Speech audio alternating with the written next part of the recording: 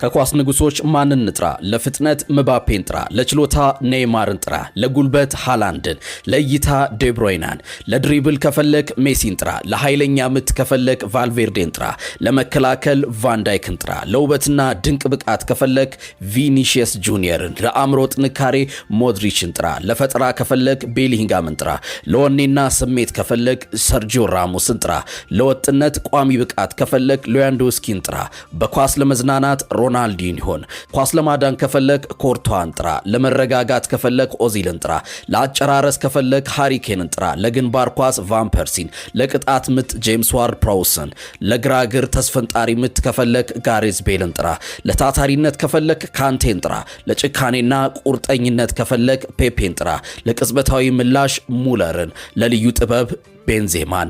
እነዚህን ሁሉ በአንድ ላይ ከፈለክ ግን የምንጊዜውም ታላቅ ተጫዋች የሆነውን ክርስቲያኖ ሮናልዶን ጥራ። እውነተኛ የሮናልዶ አድናቂ ይህንን አይቶ CR7 ብሎ አስተያየት ሳይጽፍ አያልፍም።